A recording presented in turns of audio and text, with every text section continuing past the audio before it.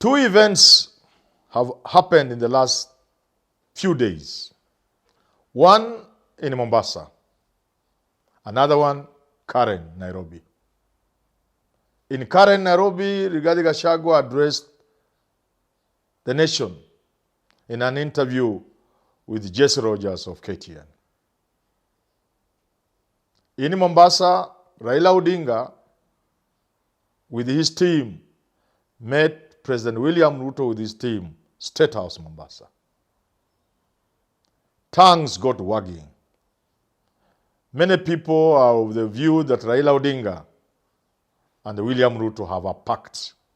Indeed, in the photograph, or the photographs that appeared in the media, there was a document on the table, and people are arrowing that document and saying that's an MOU. Some are going as far as saying Raila is being pushed to become Prime Minister after implementing the NADCO report that wishes to introduce the position of Prime Minister. Others even go as far as saying Kithure Kindiki may cede way and Raila becomes the Deputy President. But what seems to be more certain is that the two, Ruto and Raila, look set and determined to work together in 2027. In Karen, Rigathi Gachagua bears it all, exposing the president, saying all manner of things about President Ruto, painting Ruto in very bad light, smearing President Ruto. But today, we pose a question. Can Rigathi Gachagua and Raila Odinga work together? Let's explore this. Before we do so, please, if you have not subscribed, subscribe. Today, my taxi driver told me he watches me without fail, but he's never subscribed. Today he was going to subscribe. Please join him in subscribing. Let's look at the options. Can Rigathi Gachagua work with Raila Odinga? Yes, in politics, anything is possible. The saying and adage is, there are no permanent friends, neither are there permanent enemies in politics. So Rigathi Gachagua can work with Raila Odinga. We call it the home of engineers. We train you how to make engineering drawings. We have a brilliant drawing and detailing program that will not only train you how to draw and detail, but you'll also learn how to draw and detail using the software. AutoCAD. By the time that you're going to university, you'll be able to do AutoCAD by yourself. Imagine if they are asking you to just do that project for them. Once you have these tools, you will not only be industry ready, but you will be ahead of your peers in the job market, and it will give you a brilliant competitive edge while looking for a job. I would like to advise the students who are done with maybe high school, and also if you have graduated from university, colleges, and you've done a course related to civil engineering, building, architect, so that you can join here because it has a lot of practical works. Welcome to SciTech.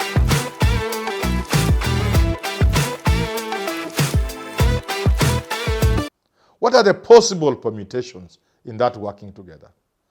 Of course, the first one that we examine is, can Gachagua, and remember in the current interview, Gachagua hinted at working with Raila Odinga. He said it was good to work with Kalonzo, they will win. And he proceeded to say with Raila it will be very much more exciting, much better. And he repeated it severally, creating the notion, creating the perception, the feeling that he must somewhere in him have space for Raila Odinga. So it's not far-fetched to imagine that Raila Odinga can be supported for presidency by Rigathi Gachagua. And why so? Because Rigathi Gachagua is a man on a mission. single mission, in his words, to make William Ruto a one-term president. I wouldn't blame him. What he went through, the humiliation, the hurt, what he went through during the impeachment, I would understand if that is his singular mission, to make sure he serves cold revenge on William Samoei Ruto. So for that, he will be looking around, and he would find Raila Odinga a very, very attractive person. Because with Raila getting Mount Kenya support, that election is not an election. In the morning, it's over.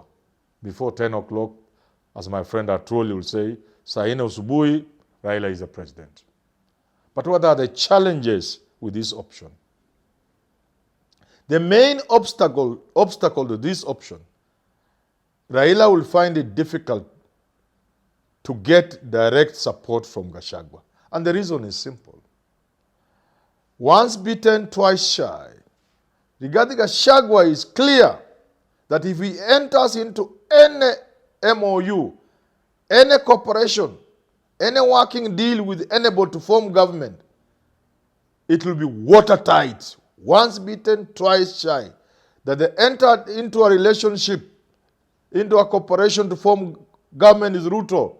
Ruto should change them, by them meaning Mount Kenya, because they were over-trusting. There was nothing written. Even junior partners like Mutua of Chap Chap had an MOU with Ruto. Kingi with Pa, an almost inconsequential partner, had an MOU with Ruto. Signed. Dito Mudavadi, Dito Wetangula. Only the Mount Kenya people were trusting. And Gachagua asked his community to forgive him. And for that reason, the sort of demands he will make, I know Raila will not accept.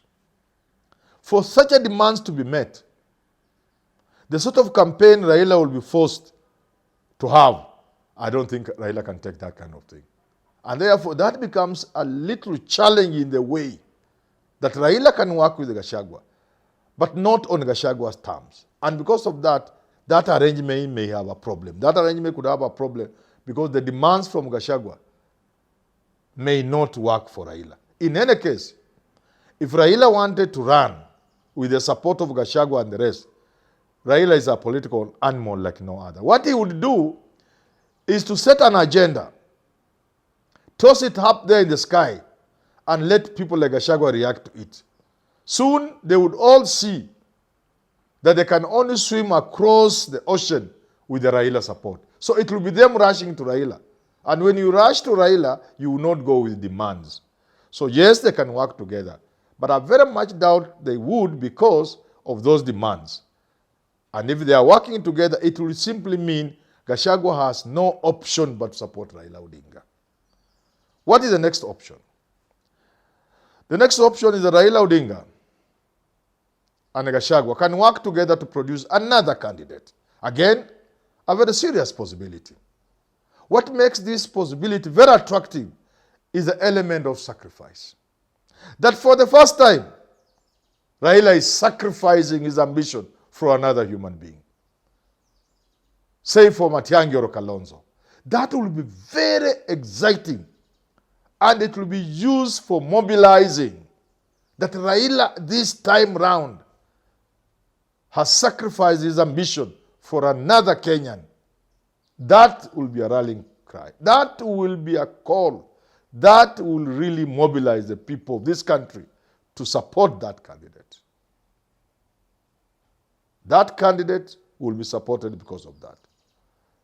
Also, the fact that Gachagua will be bringing his community behind another person when everybody believes and expects the Mount Kenya people to front a candidate and they don't do so. That level of sacrifice that the Mount Kenya people feel so much for this country, that the Mount Kenya people want to save this country together with other Kenyans, so much so that they are not even going for the presidency. That sacrifice from Mount Kenya through Gachagua and from Raila Odinga can propel this candidate into a very, very serious and formidable candidate. the question arises, where is that candidate? Where is that candidate? Because for Raila to abandon Ruto and for Gachagua to serve his revenge, it must be a person they are sure would win. And identifying that person may itself be a challenge. Beyond that, even getting that person as a sure bet may also be a very serious challenge. For that reason, this second option also has a problem. The third option, which is Raila will be asking himself, supporting somebody else other than myself